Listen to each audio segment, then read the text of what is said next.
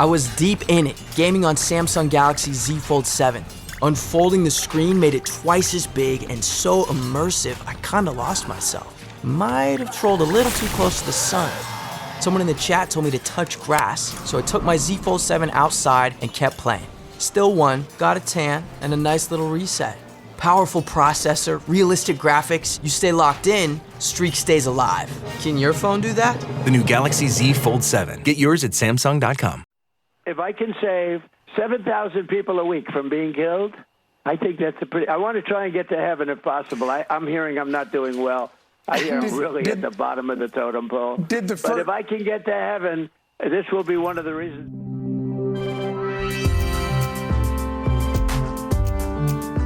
Welcome to Quiet Riot, the politics podcast that finds the signal in the middle of the political noise. I'm Andreou. And I'm Naomi Smith. From Westminster melodramas to world stage standoff, we're here to cut through the chaos. So buckle up, lean in, and help us begin another Quiet Riot. Quiet Riot. Hello and welcome to Quiet Riot. I'm Alex. And I'm Naomi. This week, the implications of last week's Alaska meeting between Trump and Putin, followed by this week's European course correction to Trump's wobble, continue to percolate through. After months of stasis, the situation is moving. The question is, in which direction? And over the last 100 years, the UK's Conservative Party has been one of the most successful in the democratic world, being in government an impressive 2/3 of the time. Now bobbing around the high teens in most polls, we explore the decline and just how existential the crisis they face is. To help us, making a regular return to the show, it's former SPAD, current pollster and evergreen star, Luke Tryl. Hello, Luke. It's great to be back. Luke, they used to say he who is tired of London is tired of life. And now they say he who is afraid of London is a hard-right populist grifter. You're a Londoner who speaks to a lot of non-Londoners as part of the day job. How well does the Cannes London message cut through outside the bubble?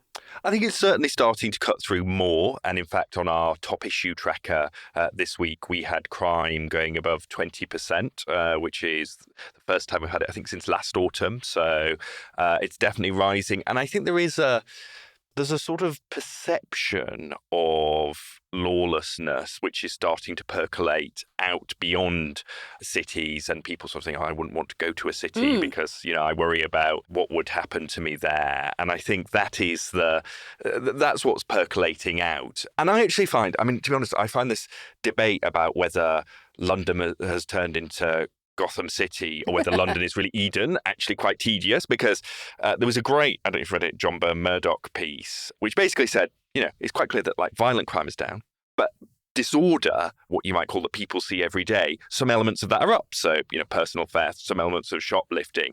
But the problem with this debate, which is either London's amazing and there's no problem at all, or London has literally turned into a hellhole, means that we don't actually get to addressing that. We argue over semantics rather than the reality. Well, so I've been very, very preoccupied recently because I did a mad month and a half a deep dive into Aesop and his fables and how you construct a tale and how you tell it and what difference it makes to be simple and direct and the language you use.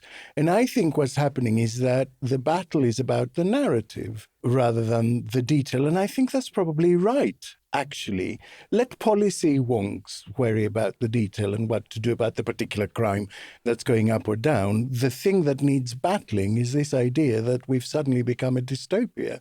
I was out the other day, just lovely by the river, went to the cinema. It was like loads and loads of people walking around.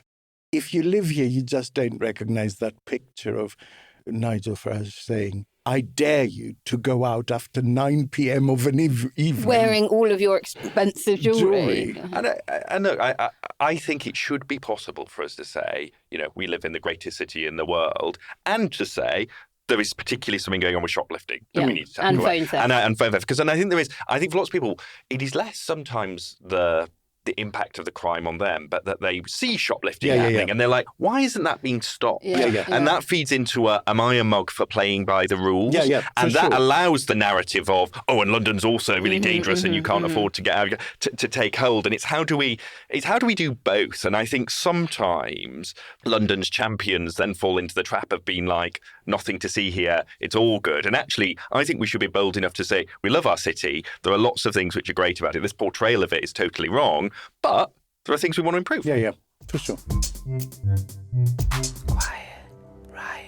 A technique in counselling during which significant individuals in a person's life meet with them, typically a surprise meeting that may last several hours, to express their observations and feelings about the person's behaviour as a means of seeking change. This is how a counselling manual defines an intervention. On Monday, Trump's... You didn't know where this was going, did you?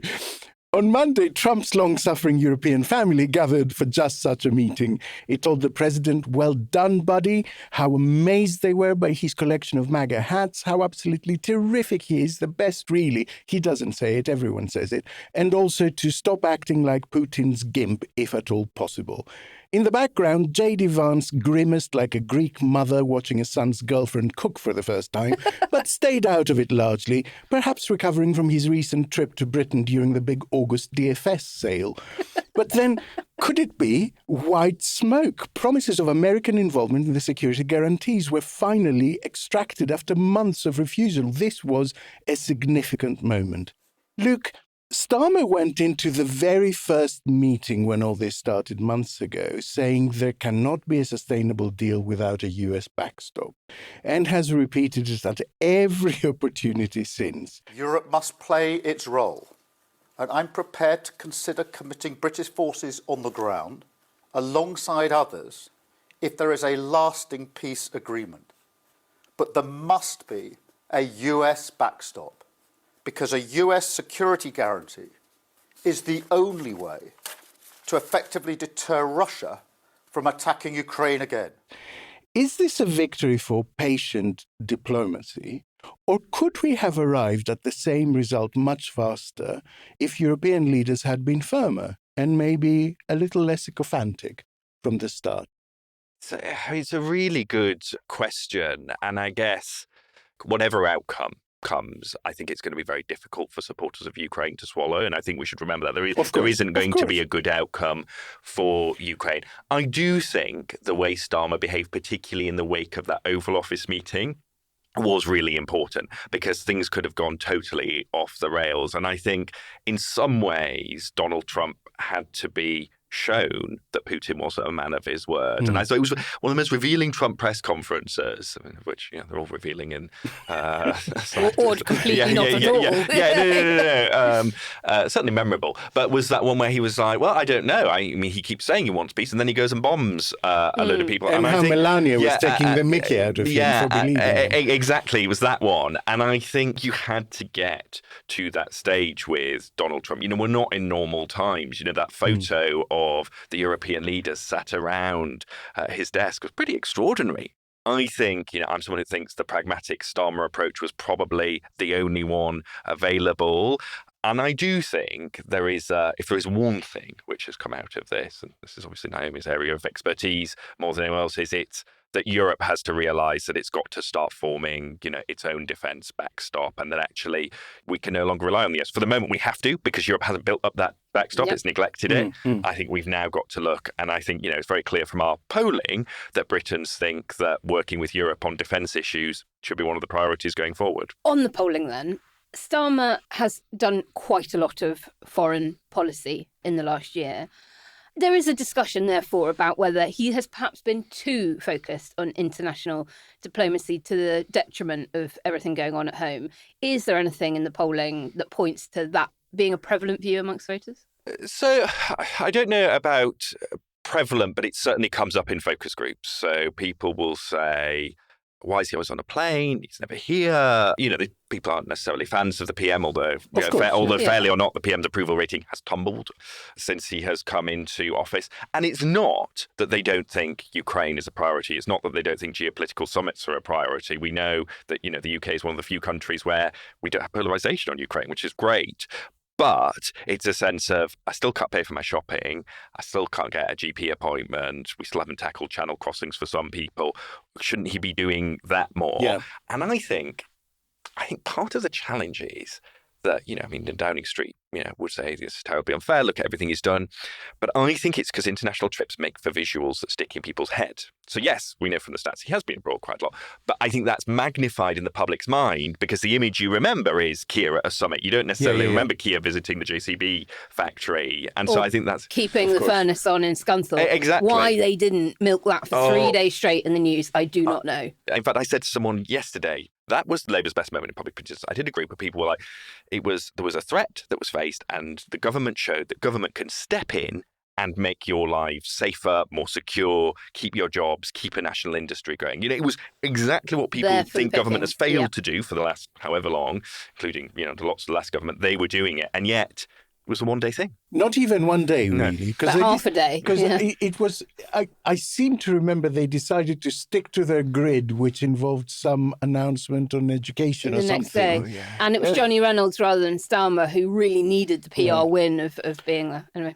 The option that appears most likely, judging from what intel we have about discussions behind the scenes, is some sort of limited European boots on the ground with US as air support. Can that work? What do we think?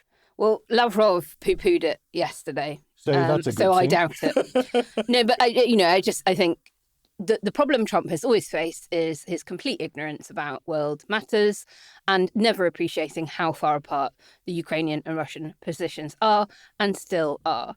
And we know what Europe's diplomats are now trying to do. The plan is to play along with Trump's peace efforts until the penny drops and he realises Putin is absolutely unserious about ending this war. So you're right, that is, as we record, the kind of the notional plan at the moment. But we know that Russia are already saying, well, we're not going to accept that. So is it really a plan? I guess so. I think so, because Trump wants this done quickly and desperately. He wants the Nobel Peace Prize. Yeah. And this year, apparently, not next year. Next year won't be good enough. And what's strange about that is that it's become a game of who's being the difficult one that's obstructing his objective. And so I think by flying out there all together and being very reasonable and entertaining these ideas, Europe has forced Russia to be the one that's obstructing the thing from happening. And that's, I think, quite a smart thing to do, whether you think it's viable or not. And even remembering, back at the start of the year when Trump was, when it's not going to involve the US at all, Vance was like, this is for Europe to decide. To get to the air cover point is an amazing piece of European diplomacy. The challenge is the extent to which Donald Trump just is capricious when it comes to this stuff. And I thought it was, the flattery from Putin, who is clearly willing to say things that other Western democratic leaders can't around, the 2020 election and that sort of thing, appeals to Donald Trump. Yeah. So it's, can you... And he's good at it. He cut his teeth as a KGB operative in East Germany, for God's sake. It's what he's been doing for coming on to 50 years now. He's good. It's what he does. But war is not what he does. And I think we don't know yet what an agreement might look like. I think a lot of the speculation at the moment is jumping ahead. Yeah. As you say, Putin's been there for a very long time, in control for a good 25 years. But in that time, he has become increasingly out of touch, literally as well as figuratively. Yeah. When you imagine him at that table, the famous photograph of him sitting, leagues away from everybody else. And he just hangs around with his KGB and ex-KGB buddies, reflecting the views of one another. I don't think he predicted 300 billion in frozen assets in Western banks when he invaded the second time around in 2022. So he is increasingly out of touch. He's bloody good at manipulating people and turning the thumbscrews on a suspect like Trump. But he isn't winning this war. And it really aggravates me when I hear news program after news program, and Channel 4 News in particular, who bloody well should know better, a couple of times this week have said the phrase like Putin is winning the war or Russia is winning the war. When you look at the territorial gains, you're looking at about 1% of Ukraine's landmass at the cost of almost 1 million Russian lives, like over 900,000. That's not winning the war. Wasn't there a UK intelligence estimate that they put out, which basically said it would take at least another 4 years for Russia to capture the territory that they think Ukraine should cede to them in addition to what they already have? So 4 years on top of that, and a significant number more lives as well. He is a long way from being able to capture the territory, and I think you're right. If their economy can even sustain it, and if they get hit with secondary sanctions, as they fucking well should, then they won't. I mean, in terms of longer strategic objectives outside Ukraine, Putin has ended up uniting Europe in a big way, hardening its resolve, boosting its defense spending to over double what it was, uncoupling Europe from his energy infrastructure, and with Sweden and Finland as members of NATO. So whatever happens in Ukraine, some quite catastrophic misjudgment went into that initial decision to invade, or we showed the capacity to surprise him. Because I was a little bit surprised at the extent to which Europe came together and still stands together. To be honest, we all would like to see a ceasefire, the latest from the next meeting on. I can't imagine that the next meeting would take place without a ceasefire. In order to organize such a trilateral meeting, your idea to ask for a truce or a ceasefire, at least to stop the killings, as we discussed, is a necessity. If we can do the ceasefire, great. And if we don't do a ceasefire, because many other points were given to us. We can make real progress towards a just and lasting outcome. Obviously, that has to involve Ukraine, and a trilateral meeting seems the sensible next step. So thank you for being prepared to take that forward. I'm very thankful to all the leaders who are here, and you help a lot, and so we're happy that we have such big unity today. Thank you, Mr. President. Thank you very much, for hosting us. Mr. President. Let's put aside what is viable, what might happen, how this might turn out in 2 years' time. Right here and now, it does seem clear that Ukraine will be asked to make some territorial concessions. Does this reward Putin for his aggression, or is it just a pragmatic acknowledgement of where the battle lines are right now? I mean, I agree with you about European unity, and it has been heartwarming, but I look at so many moments when, the Germans could have signed off on more tanks going, when Biden could have allowed more weapons to use. I mean, I think the West has to look at it itself and say, had we helped more sooner? And I think, the other thing which I think surprised a lot of people, and we shouldn't forget about that, is the resilience of the Ukrainians. Yeah. Right? Lots of people thought that they were going to... I think now, given where we are, where the US seems determined to turn off the taps, I think Europe is building up. I think it is hard to see an outcome which doesn't involve some concessions, but the job of European leaders now is to make sure that it is on the best terms for Ukraine possible. Ukraine will never accept any annexation, but will try and pursue their claim through more peaceful means. And I think if we've got an example anywhere in the world from 20th century history, it would probably be Northern Cyprus. So for those that aren't familiar, this is currently Northern Cyprus under occupation by a Turkish regime.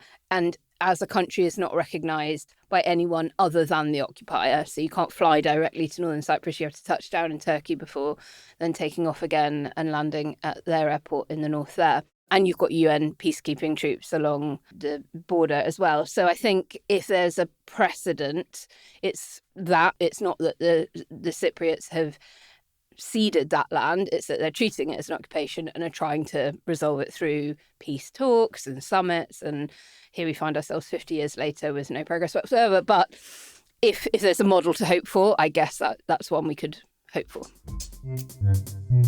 Quiet Riot. Now, this is a paid advertisement from BetterHelp. Thanks to them for sponsoring today's show. If there's something that's not in short supply these days, it's opinions and advice. Heck, it's what this show majors in. Who should I vote for? What coffee maker should I use? How do I stop AI taking my job away? It can all be a bit overwhelming, and if you're looking for advice on something as serious as mental health, it really is important to find advice you can really trust. Poor mental health can be utterly debilitating, and getting trustworthy support is, I think, the essential first step in trying to turn things around, whether you've experienced major trauma or are just struggling a bit with life's daily challenges. So, how do you cut through all the noise? Well, that brings us to BetterHelp, which, as well as having more than 5,000 therapists in the UK, is also the world's largest online therapy platform, having served more than 5 million people. It's popular, an App Store rating of 4.9 out of 5 tells its own story, and BetterHelp makes it incredibly easy to fit therapy into your busy life. As the largest online therapy provider in the world, BetterHelp can provide access to mental health professionals with a diverse variety of expertise. Talk it out with BetterHelp. Our listeners get 10% off their first month at betterhelp.com/quietriot. That's betterhelp.com/quietriot. Quiet Riot. I'm interested in what you were both saying about how the West could have been more proactive. Received wisdom is that security assurances from Trump would be not worth a damn because Trump wouldn't move a muscle if Russia breached the terms of an agreement. And I hear that a lot. Is it true? Is it actually true? Because, security assurances were in place when Crimea was annexed, and Obama didn't move a muscle, nor did any of Europe. And in 2022, again, the reaction was fairly muted. We had to be really dragged into helping a bit incrementally more and more all the time. Trump, on the other hand, is quite unpredictable. If I were in Putin's shoes, I could calculate Obama's likely reaction to me taking Crimea much more accurately than I could Trump's breaking assurances. So is that something we keep repeating without really critically assessing it, that Maybe. Having security assurances from Trump would mean nothing? Maybe. I mean, he's always grappling with the elements of the MAGA movement that are like, no, fixed home, all the stuff actually Luke was talking about at the beginning about Starmer going off around the world when, you've got issues to tackle back home. There will be that pressure domestically. But I think when you're analysing him, as you say, we could never really predict what he's going to think one day to the next, but past rhetoric shows that he's got this really sceptical view of alliances, and I think would be pretty unlikely to respond militarily to uphold a non-binding agreement. And that obviously fuels the perception that assurances are weak. Is the timeline realistic? Like, if Putin gave security assurances, let's say by the end of this year, is he likely to attack again within Trump's term? Or are we actually setting up something for the next president to look after? I'm fairly sure Vance wouldn't stick to it. We don't know that yet. No. But, I think it works slightly differently in the sense that, yes, I mean, Trump is unpredictable and I wouldn't like to pick and decide what he would do. But I think what the US guarantee does is it makes it easier for European leaders to sell to their publics their piece of it, which is probably going to involve money, but also boots on the ground potentially, which are expensive. And the fact that you have a US guarantee, I think, makes that an easier sell because it's not just a serious. And so, is it a guarantee or an assurance? Because legally, I think they are different. And broadly, assurances are weaker than guarantees. It doesn't really matter, as Alex says, who's in the White House. Even leaders who are much more committed to NATO than, of course, we know Trump is, don't equal troops on the ground and don't deter as strongly as a defence pact would. And Russia calculated that breaking the Budapest Memorandum wouldn't trigger NATO military action, and they were right twice. So I think, we'll see. And I think an assurance being even weaker than a guarantee means... I have a little bit of experience. I'm sure you do. Of this, because Greece and Turkey have been actually in a suspenseful situation for several decades, and they're both NATO members, which means that you see how that works, the idea of no-fly zones and things like that, when two countries are frenemies, I guess. And it kind of works because even though they violate it all the time, it's still the line that defines what is a violation. And so they might violate it, but then they get their wrist slapped and kind of retreat back to their previous position. So as a way of defining a line, I think a no-fly zone, for instance, has the potential to work quite well, because then anything that happens instantly becomes a story and rings alarm bells. It's not ignored.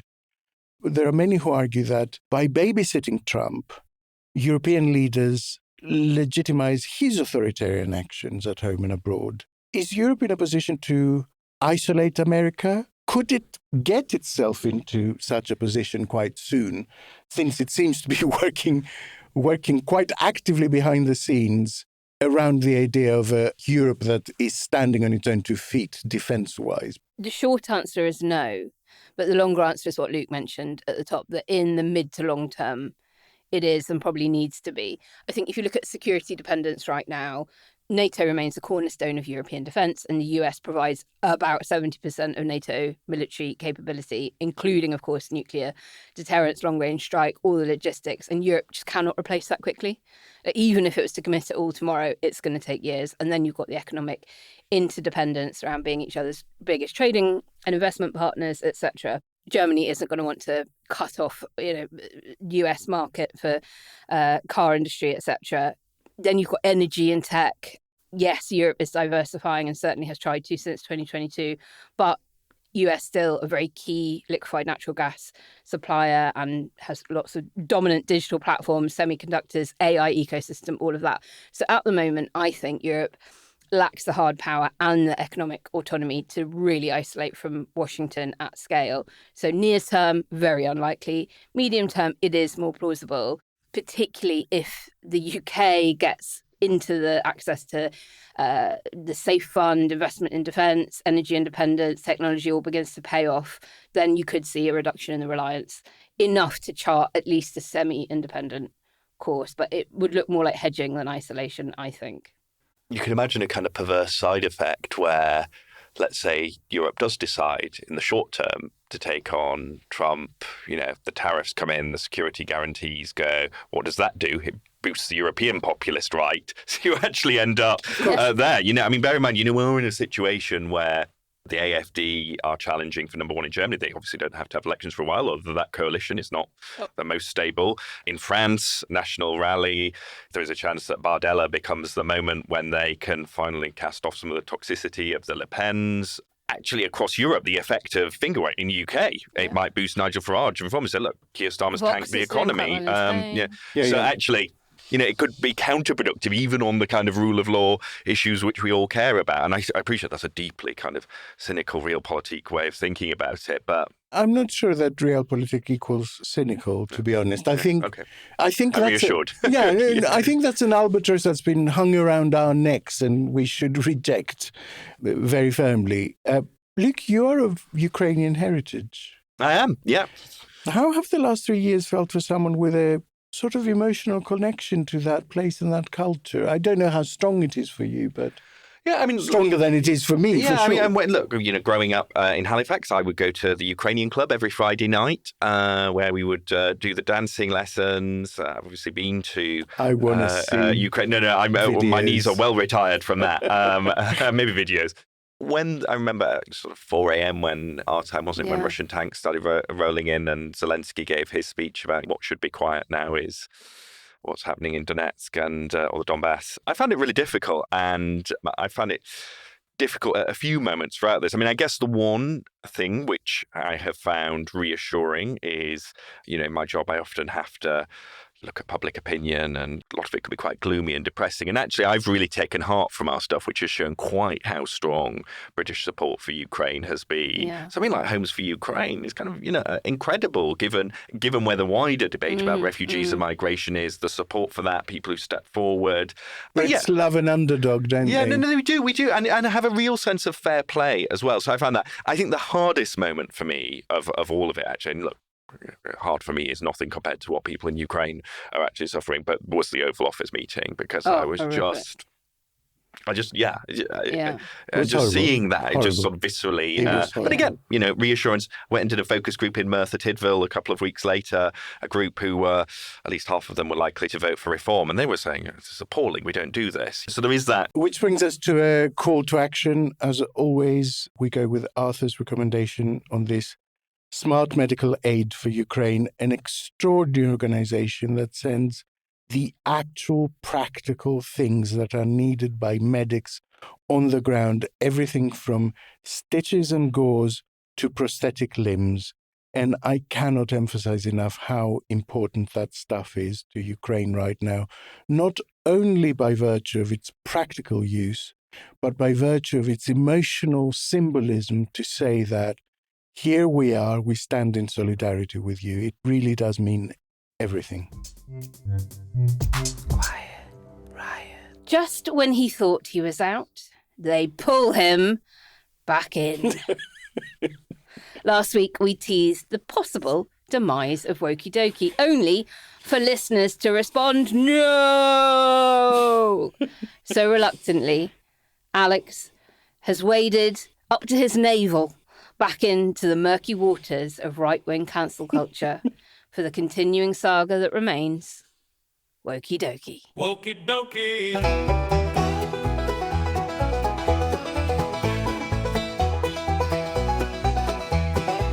Wokey Dokey. So this is all down to, or the person to blame is You Broke It, Mate, a listener under that moniker, who sent me a thing that says, managers who prioritize goalkeepers being good with their feet over their primary job making saves has to be the most woke thing in football history. Now, I thought this has to be a joke. It's a parody, obviously.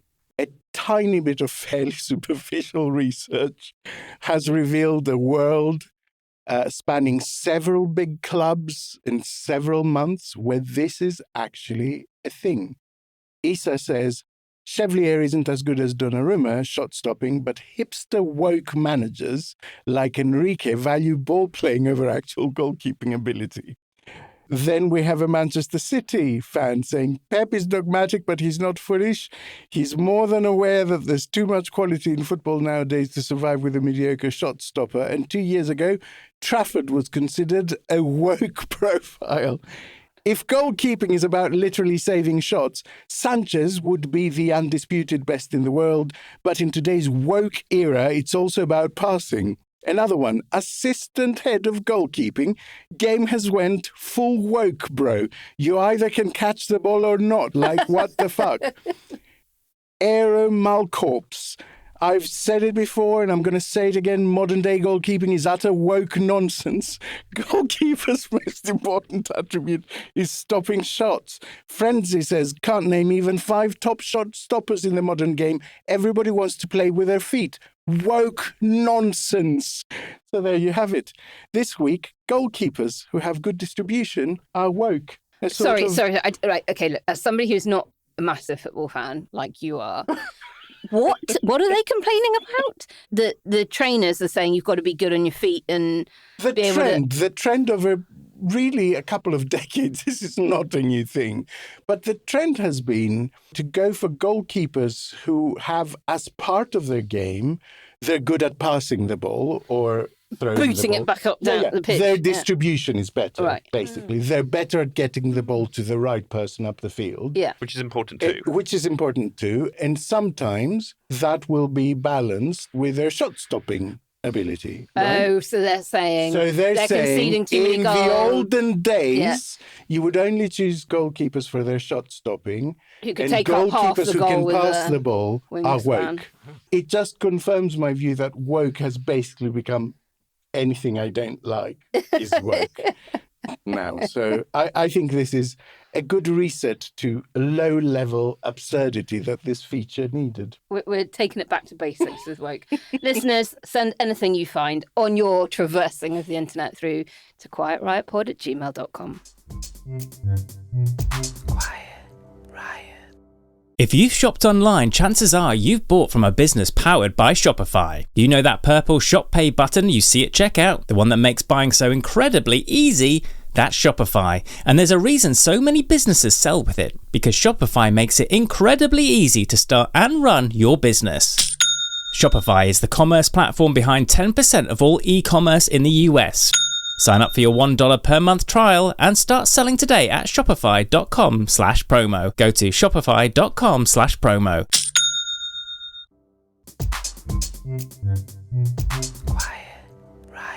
The Conservative Party is the oldest political party in the UK, and in the last century has certainly been the most successful in the democratic world, even, in power for 2/3 of the time. As Andrew Gamble argued in the 1970s, that success came from its flexibility, balancing the politics of power with the politics of support. Crucially, the Tories were ruthless at eliminating electoral liabilities and, of course, their own leaders. But today the party has been reduced to its smallest group of MPs in history, polling at record lows and facing a new threat: Reform UK.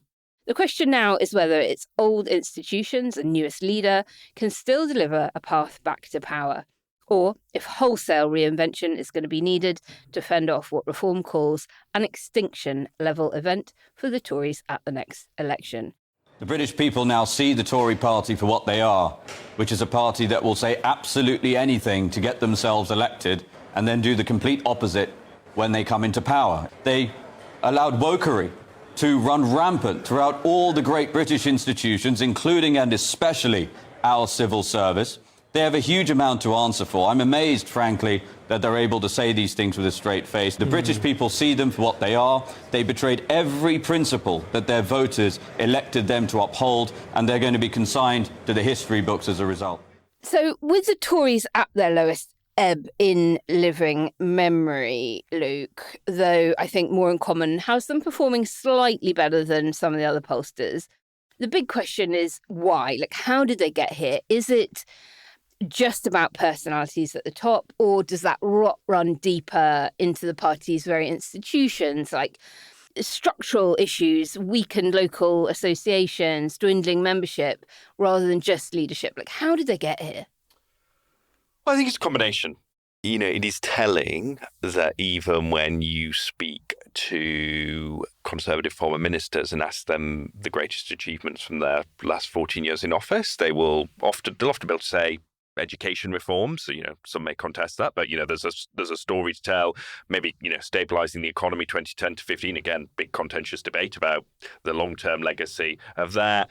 Maybe equal marriage. And then they kind of run out. I mean, some will say getting Brexit done, but of course, you know, if you look at the polling on Brexit, even lots of Leavers think it's been done badly. Yeah. So you've got that. And I think there is no getting away from that. And the second thing that you've got is that, as well as the kind of traditional social liberal, socially conservative, economically right, economically left, you've got the emergence of this new axis, which is pro-system or anti-system. Yeah. Right. And the Conservatives, we're in power for 14 years. They are on the pro-system side. They are the pro-system right. Labour's the pro-system left. They are the system. They are quite literally the system. And so Reform, as sort of anti-system sentiment rises, Reform have been able to capture that anti-system right piece there as well. So you've got those factors. And then I think they've also struggled from the fact that, for whatever reason, there are lots of reasons, many out of Labour's control, that because this government has become unpopular so quickly, what you haven't had is the traditional time when an opposition party, because no one wants to hear from them, right? And normally an opposition would go away, lick its wounds, actually do the Kemi Badenoch renewal, whatever you think of the specific renewal. The idea is not go and get your intellectual heft together. Exactly, you know, get some big thinkers, get some think tanks writing reports. But what's happened is people have suddenly gone, because they're very impatient for change. Okay, I've fallen out of love with this government very quickly. I'm not ready to go back to the Tories, so therefore I'm going to go to Reform. And so you've got that. So and it's interesting. We've got some research coming out in the next couple of weeks, which basically shows. This is a Quiet Right exclusive right here, everybody. Yeah, the sort of Conservative voters who have abandoned them for Reform are not actually necessarily saying we will never come back. What they are saying is we really want to beat Labour, because they're often the most right-wing conservative. Right-wing is perhaps slightly wrong, but they're the most anti-Labour conservatives. So we're going to reform now as the best bet. The people who've switched since the election, as opposed to the ones that went last year, are much more the who can beat Labour. And so they've been squeezed. And, when I do sometimes, it depends which clip, but, sometimes you'll play clips of Kemi Badenoch and people will say, oh, well, it's quite interesting. But it's really? the first. What clips? But it's the first time. Some of the other stuff lands less well. But the striking thing is the first time they've seen the clip. Right, that's the thing. They're just not cutting through. Not there, so I think it's that combination of legacy of government, this rise of anti-system thinking and fragmentation, Labour becoming unpopular quite quickly, and lack of cut-through have created a perfect storm. And in an era where traditional loyalties aren't there, you can't count on we're a blue household. So do you think it is a temporary protest vote, if you like? I know they're not actually voting, but in answering a poll, or a lasting realignment of the right? Like, if you had to guess right now, what would you call it as being? If nothing changes, I do not think it is inconceivable that the Conservatives end up in the high teens at the next election. But politics is so volatile that it would not surprise me if they're back up in the 30s and you're in a traditional two parties. So I genuinely don't know, but I think there is some complacency on the centre right that, of course, Farage will flake out. Of course, he always falls out with everyone. Give them enough rope. And they'll come back to us as... Interesting, I think there's less complacency in Labour on this. So what I wanted to know was this. What's become really clear to me over the last probably decade is that we're in an era of tipping points rather than curves. When things change, they change very quickly and dramatically, basically. And so what I wanted to ask was this. Reform are still in the frame of mind where anyone defecting from the Tories is very welcome to them, creates a bit of buzz. Might that change? Is there a point at which reform begin to look like the Tories just wearing a different hat, which means that all their appeal as non-system, non-establishment party begins to ebb away a little bit because they just look like a rebranding exercise for the Tories? Totally. I think there are limits to the number of Jake Berry types that the party can take and say, we are something new challenging the establishment, because it sort of relies on all of these former Tory MPs to be doing, well, actually, when we were in government, we were doing stuff we didn't really want to do. There is a risk there. And the truth is, the growth area for reform is probably more in some of that kind of authoritarian left-leaning kind of segment. And it's really interesting we've also done some work on segmenting the reform vote. And about 1 in 7 of the current reform vote are what you would call the traditional Conservative, those very people you were talking about, Luke, earlier, who are probably more economically right-wing and traditional. And they're not the disruptors. They're not the people that are like, burn everything to the ground. They very much fit in that small C Conservative. But very pro-Ukraine. Very pro-Ukraine. But they only make up 1 in 7 by comparison to the kind of 1 in 4, 1 in 5 of the other segments. But they're highly likely to vote. Within this incredibly broad coalition that Farage seems to be able now to bind together, I'd love to know, are they just older male non-graduate voters, or are they gaining support more broadly? And B, within that broader, and particularly that authoritarian left group you talk about, will they actually turn out to vote, or are we looking at actually quite a difficult get-out-the-vote operation for a party that is still relatively new with less infrastructure than, say, the Tories had?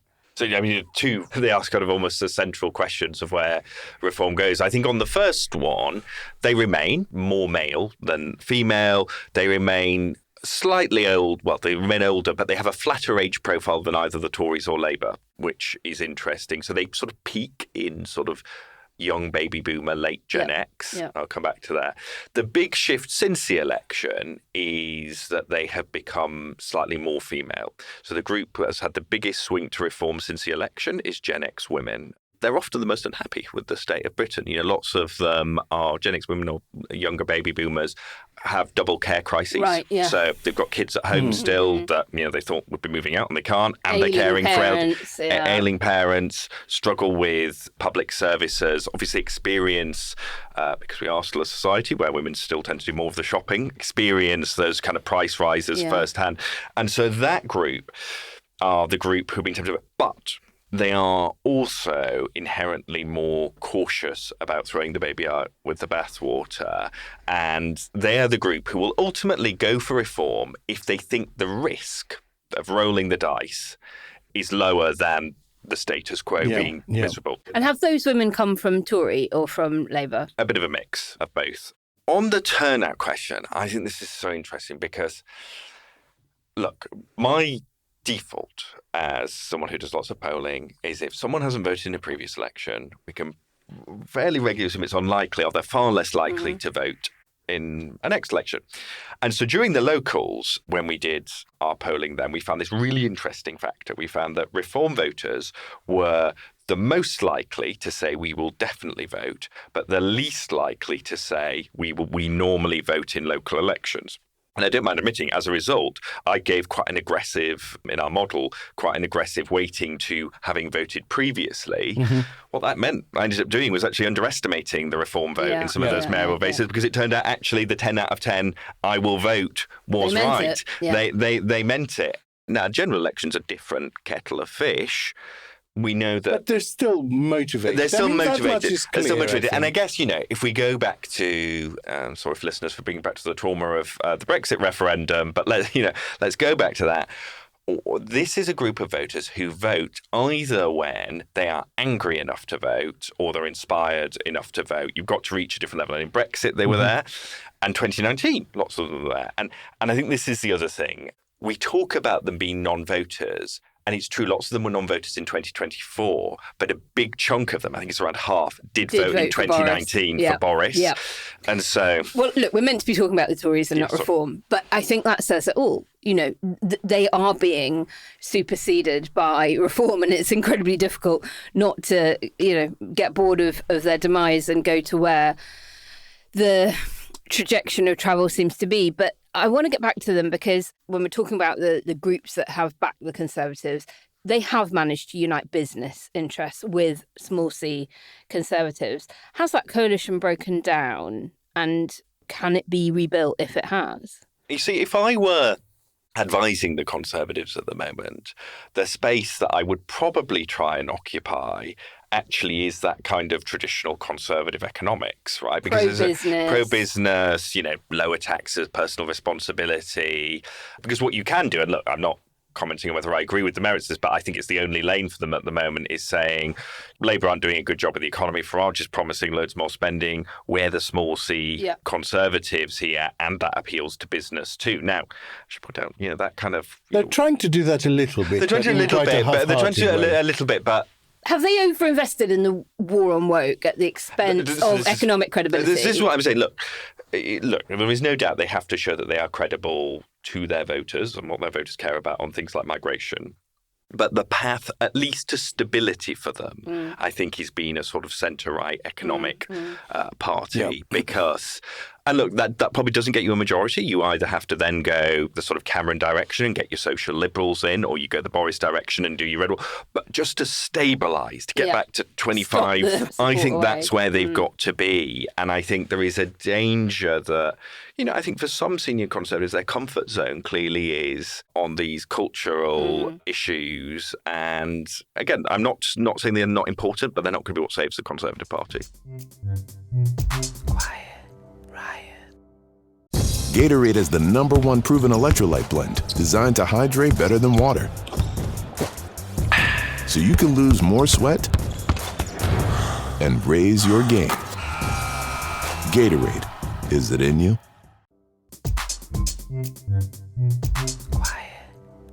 We see in many, many European countries where there is this surge to the far right, we see that the alternative in elections, in places like Poland, places like Germany, is the Conservative Yeah. Party. That's what tends to happen when the Conservatives offer a more traditionally small c conservative economic competence type platform. So why is the party at the moment looking at that and thinking, no, we're going to go a different way?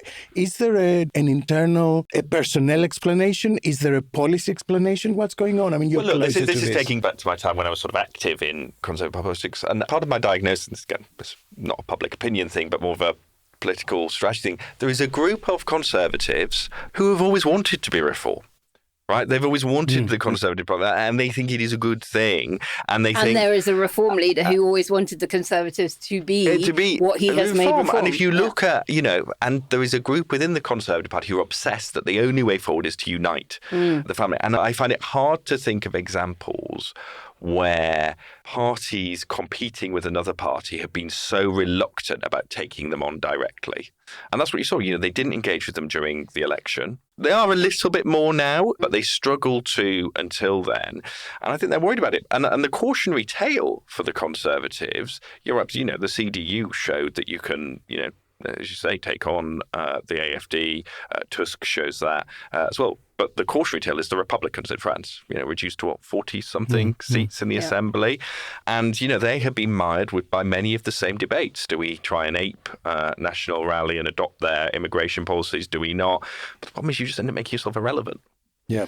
So what do traditional one nation Conservatives do now? Because we get rumours bubbling up all the time that disgruntled pro-business, pro-European centre-right Tory might be thinking of setting up a new centre-right party. People like David Gauke get mooted as a potential leaderly figure, and even possibly in partnership with the likes of Nick Clegg, who's now back in the UK and would fit that brief. So where should One Nation Tories be putting their energy and donations right now? Because, some of these people have got a lot of money. Should they be fighting to regain control of the party? Should they just be courting the Liberal Democrats heavily and defecting? Or setting up something new in a first-past-the-post system, which we always thought could never allow a new party to emerge, but which quite clearly has been no barrier for Reform UK. Or infiltrating Reform and dragging it back. Into the centre. Not necessarily to advising the Tory party, but what would you advise One Nation Conservatives to be doing right now? Look, I'm sceptical about the idea that a sort of socially liberal, economically right party on its own, a new party, would be able to command a significant proportion of the vote. But as you say, we are in uncharted times. I think one thing is the One Nation wing of the Conservative Party have just been less willing to take on the right of their party, whereas the right have had no qualms about doing this. I mean, you still get members of the right of the Conservative Party saying, there's about half the party that should just go and join the Lib Dems. I mean, imagine saying that about your party, Bleeding support. I mean, it's the sort of thing which, sometimes the purist Corbynite left would have said about, Absolutely. There are overtones of what's But what you get from the moderate One Nation Tories is but I don't like to rock the boat, and but if I'm not loyal to the current leader, we could end up with something far worse. And I remember someone, it was a former Tory minister, and she said to me, not the one I used to work for, so rule her out because people might say that, but another Tory minister said to me, my great regret under David Cameron was that we let the right do all the running, because we thought we had one of our own in power, and if we pulled to the left, we were just undermining him. Whereas what we should have done is we should have given the cover by we saying we should have come out and done statements, like the what was it called? ERG, the counterbalance ERG, and given him the space to talk about that. But instead, what we did is we piled in behind him, and every concession to the right, we said, you're right, which meant the direction was only one way. So part of it, I think, is, and look, moderates are, as we know in general, a bit less bombastic, but, step up is part of it. And then I think the second thing is, if it were a money question, where do you invest your money? I think it's like, I didn't talk about it as much in the reasons the Conservative Party lost away, but I think part of it is a dearth of ideas, right? And I think it's investing in what is centre-right thinking in this country. What does it mean to be centre-right, but also, to use that open-closed thing, centre-right, but open. What is Tory internationalism? What is Tory Green? And look, there are organisations like the Conservative Environment Network who, in quite difficult climate, do very good stuff on that. But I think you need a bit more of that. Yeah. Are you too gaffe prone to become I've leader or Prime never Minister? had a gaffe. I'm a good communicator. I'm somebody who has worked in all sorts of different places before going into politics, so I've got a strong hinterland, and I think that I would bring people together. All of the people who worked with me are in the department as ministers. They're all on my team because they know that I'm a good leader and I would do a good job. Is Badenoch toast after the May elections next year? Because she can't be challenged before November, I think, as the rules are currently written. If things remain on the current trajectory, I think it is hard to see how there wouldn't be a challenge of some sort. You know, I mean, if the Conservatives, if there's a chance that they get wiped out in the Senate and, you know, come fifth in Scotland, then I think it'd be hard. If things improve, and also there are councils, you know, They'll lose out of London to reform. But the one I think listeners should keep their eye on is I think there are a lot of people putting stock on, even if there are losses in Outer London, can we win back Westminster and Wandsworth? And I think failure to make progress there would be a big marker against Give them. me a percentage probability of going into the next general election with neither Badenoch nor Starmer leading their respective parties. That's mean. Labour don't Is really it get rid zero? of leaders. No, I don't think it's zero. It's not I don't think it's zero, zero, but 10%.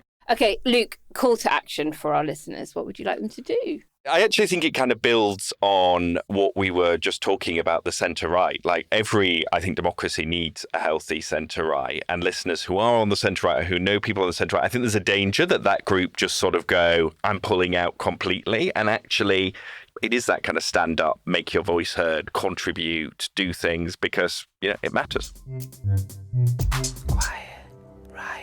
Anyway, thanks for that, Debbie Downer, Gloomy Gus. But it's now time to lighten the load, to look for inspiration, not to the heavens, but here on earth. It's time for Grin and Share It.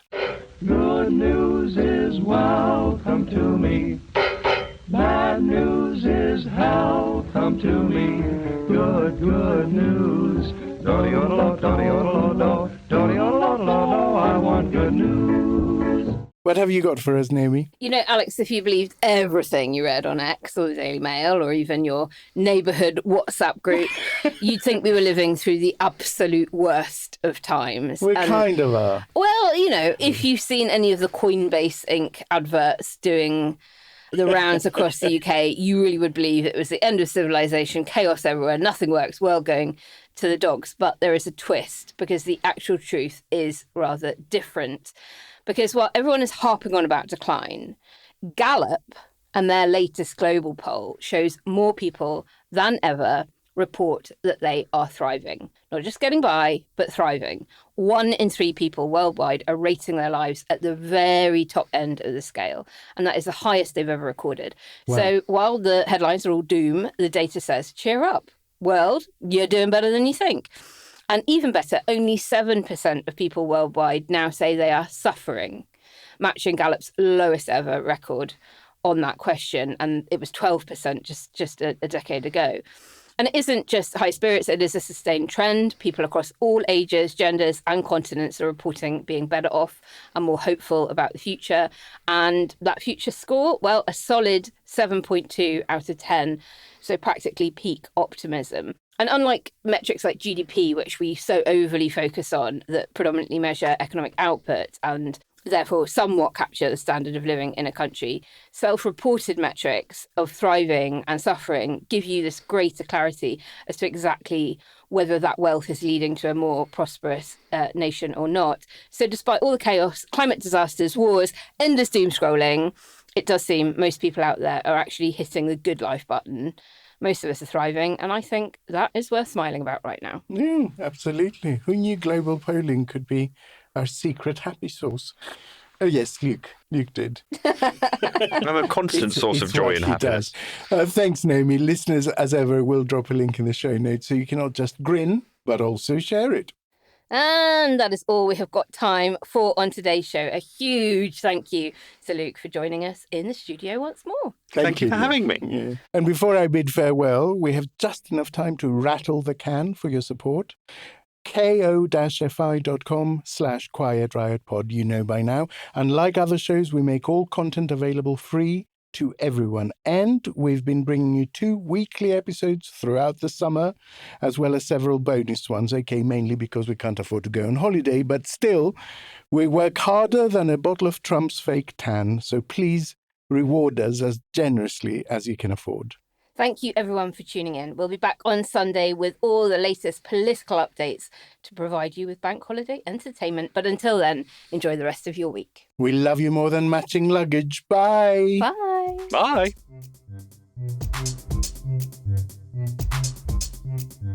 Quite Right is an audio production by Cooler Heads with Naomi Smith and Alex Andreou. Produced by Kenny Campbell. Music by Mariana Sangeeta. Artwork by Simona Canelu. And edited by me, Alex Reese. Quiet Riot is a co-production with Soundstone Global. Quiet Riot. And I'm Naomi Smith. From Westminster melodrama to world... Sorry, I've got the giggles really badly. Sorry, this does not normally happen. Well, that's going in the post-credit blooper. You've got to stop laughing or I won't be able to. Okay. If you're listening to this, he's making it worse by doing very theatrical hand movements. Homophobic, you see, at her core. Past, Present, Future is the History of Ideas podcast with me, David Runciman. Twice a week, we explore the history of good ideas, dangerous ideas, revolutionary ideas, and recently, the history of bad ideas. From meritocracy to genius, from austerity to identity, why do good people believe in things that do so much harm? Past, Present, Future, the History of Ideas podcast.